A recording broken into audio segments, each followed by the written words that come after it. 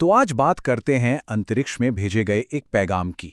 एक ऐसा खत जो एक बोतल में बंद है और सितारों के बीच तैर रहा है। ये कहानी है नासा के दो जुड़वा स्पेसक्राफ्ट्स वॉयेजर 1 और 2 की। चलिए इनके इस कमाल के सफर को थोड़ा और करीब से जानते हैं। देखिए, ये सब कुछ ना एक बहुत ही पुराने और गहरे सवाल से शुरू होता है। वो सवाल जो शायद कभी ना कभी हम सब ने रात में आसमान को देखकर खुद से पूछा होगा। क्या इतने बड़े, इतने विशाल ब्रह्मांड में हम अकेले हैं? इसी एक सवाल की गूंज वॉयेजर मिशन के दिल में भी सुनाई देती है। और इसी सवाल के जवाब की तलाश में 1977 में नासा ने वॉयेजर 1 और वॉयेजर 2 को रवाना किया। अब इनका काम सिर्फ हमारे सौर मंडल के बाहरी ग्रहों की तस्वीरें लेना नहीं था। नहीं, ये अपने साथ एक खास खजाना लेकर जा रहे थे। एक ऐसा संदेश जो शायद अरबों साल बाद किसी अजनबी सभ्यता को मिले। तो आखिर ये ग्रैंड टूर शुरू कैसे हुआ? ये मिशन मुमकिन कैसे हो पाया? असल में इस पूरे मिशन की कामयाबी का राज छिपा था ग्रहों की एक बहुत ही अनोखी और दुर्लभ कतार में। 1970 के दशक के आखिर में जुपिटर, सैटर्न, यूरेनस और नेपच्यून, ये चारों विशाल ग्रह एक ऐसी सीध में आ गए थे जो हर 175 साल में सिर्फ एक बार होता है। जाहिर है, नासा के लिए ये एक सुनहरा मौका था जिसे वो गंवा नहीं सकते थे। अब इस मौके का फायदा उठाने के लिए वैज्ञानिकों ने एक बड़ी ही कमाल की तरकीब निकाली। इसे कहते हैं ग्रेविटी असिस्ट। आप इसे ऐसे समझिए जैसे कोई गुलेल से पत्थर फेंकता है ना, ठीक वैसे ही वॉयेजर ने ग्रहों की ग्रेविटी को अपनी गुलेल बनाया। इससे हुआ ये कि बिना कोई फ्यूल खर्च किए इसे जबरदस्त रफ्तार मिल गई। तो ये गुलेल वाला जादू काम कैसे करता है? बहुत सिंपल है। स्पेसक्राफ्ट एक ग्रह के पास पहुंचता है, फिर उसकी जबरदस्त ग्रेविटी वाली फील्ड में घुस जाता है। वहां से उसकी ऑर्बिटल एनर्जी का थोड़ा सा हिस्सा चुरा लेता है और फिर जूम, पहले से भी ज्यादा रफ्तार से अपने अगले टारगेट की तरफ निकल पड़ता है। और इसी शानदार तरकीब की मदद से जब वॉयेजर ने हमारे सौर मंडल के विशाल ग्रहों का दौरा शुरू किया तो उसने ऐसे ऐसे राज खोले जिनकी किसी ने कल्पना तक नहीं की थी। सबसे पहला पड़ाव था 1979 में, सौर मंडल का सबसे बड़ा ग्रह जुपिटर। यहां वॉयेजर ने जो कुछ देखा उसने तो वैज्ञानिकों को सच में हैरान कर दिया। पहली बार पता चला कि जुपिटर के भी अपने धुंधले से छल्ले हैं। उसके चांद आयो पर धरती के बाहर पहली बार एक्टिव ज्वालामुखी धधकते हुए दिखे। और तो और 3 नए चांद भी मिल गए। मतलब साइंस की किताबों को दोबारा लिखने का वक्त आ गया था। जुपिटर के बाद 1980 में वॉयेजर पहुंचा सौर मंडल के सबसे खूबसूरत ग्रह शनि यानी सैटर्न के पास। यहां भी वॉयेजर ने 3 नए चांद खोज निकाले, लेकिन असली खजाना तो कुछ और ही था। शनि का चांद टाइटन, यह हमारे सौर मंडल का इकलौता ऐसा चांद है जिसका अपना घना वायुमंडल है और जिसकी सतह पर तरल मीथेन की नदियां और झीलें बहती हैं। क्या आप सोच सकते हैं? अच्छा, शनि के बाद दोनों वॉयेजर के रास्ते अलग हो गए। वॉयेजर 1 तो आगे निकल गया, लेकिन वॉयेजर 2 ने अपना अकेला सफर जारी रखा। और जानते हैं, ये इतिहास का पहला और आज तक का आखिरी स्पेसक्राफ्ट है जिसने 1986 में यूरेनस और 1989 में नेपच्यून के रहस्यों से पर्दा उठाया।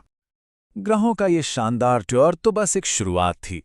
असली और सबसे लंबा सफर तो अब शुरू होना था, हमारे सौर मंडल की सीमाओं के भी पार, तारों के बीच की उस गहरी अनंत खामोशी में। इस नंबर को देखिए, 24.7 अरब किलोमीटर। जरा इस दूरी की कल्पना करके देखिए। आज वॉयेजर 1 हमसे इतनी ही दूर है। ये इंसानों द्वारा बनाई गई अब तक की सबसे दूर पहुंची चीज है और ये दूरी हर पल, हर सेकंड बढ़ती ही जा रही है। अपना घर हमेशा के लिए छोड़ने से पहले 14 फरवरी 1990 को वॉयेजर 1 ने एक आखिरी बार पीछे मुड़कर देखा और एक तस्वीर ली। 6 अरब किलोमीटर दूर से ली गई इस तस्वीर में हमारी पूरी पृथ्वी बस एक छोटे से फीके नीले बिंदु की तरह दिख रही थी। इसी एक बिंदु ने हमें हमारी असलियत दिखा दी। जैसा कि महान वैज्ञानिक कार्ल सेगन ने कहा था, उस बिंदु को फिर से देखो, वो यहां है, वो हमारा घर है, वो हम हैं। हमारी सारी लड़ाइयां, हमारी सारी खुशियां, हमारे सारे दुख, सब कुछ बस उसी एक छोटे से कण पर हैं। ये सफर बहुत लंबा था। आखिरकार 2012 में वॉयेजर 1 ने हमारे सौर मंडल की सीमा को पार कर लिया और तारों के बीच के खुले समुंदर में यानी इंटरस्टेलर स्पेस में दाखिल हो गया। और फिर 2018 में उसका जुड़वा भाई वॉयेजर 2 भी उसके पीछे पीछे इस नई दुनिया में पहुंच गया। जिस सीमा को इन दोनों ने पार किया उसे हीलियोस्फेयर कहते हैं। ये असल में हमारे सूरज का बनाया हुआ एक बहुत बड़ा सुरक्षा कवच है, एक बुलबुला जो हमें बाहरी ब्रह्मांड की खतरनाक रेडिएशन से बचाता है। तो चलिए अब वापस आते हैं उस बोतल में बंद संदेश पर, उस गोल्डन रिकॉर्ड पर जिसे वॉयेजर अपने साथ लेकर गया। आखिर ऐसा क्या था उस रिकॉर्ड में जो हम किसी अनजान सभ्यता को बताना चाहते थे? इस रिकॉर्ड में थी हमारी दुनिया की एक छोटी सी झलक, 115 तस्वीरें, 55 अलग अलग भाषाओं में नमस्ते और हेलो, दुनिया भर का संगीत और हवा, बारिश और जानवरों की आवाजें। ये हमारी कहानी थी जिसे सोने की थाली पर सजाकर अनंत में भेज दिया गया। लेकिन एक मिनट, अगर ये किसी को मिल भी गया तो वो इसे चलाएगा कैसे? भाई, इसके लिए भी तैयारी की गई थी। रिकॉर्ड के कवर पर ही कुछ चित्र बनाए गए हैं जो इसे चलाने का पूरा तरीका बताते हैं। ये साइंस और मैथ्स की भाषा में लिखा एक यूनिवर्सल इंस्ट्रक्शन मैनुअल है। पर सोचने वाली बात तो ये है कि क्या कोई ऐसी सभ्यता जो हमसे पूरी तरह अलग हो इन इशारों को समझ भी पाएगी? क्या वो हमारी इस कोशिश को, हमारे इरादे को समझ पाएंगे? ये वाकई एक बहुत बड़ा सवाल है। और एक दिलचस्प बात और है, इस रिकॉर्ड में हमने अपनी एक बहुत ही पॉजिटिव तस्वीर पेश की है। इसमें प्यार है, संगीत है, विज्ञान है, लेकिन हमारे युद्धों, हमारी नफरत या हमारी कमजोरियों का कोई जिक्र नहीं है। शायद ये वो इंसानियत है जो हम असल में बनना चाहते हैं। तो आखिरी सवाल बस यही रह जाता है, क्या हमारा ये संदेश कभी किसी तक पहुंचेगा? क्या कोई इसे कभी सुनेगा? शायद हमें इसका जवाब कभी नहीं मिलेगा।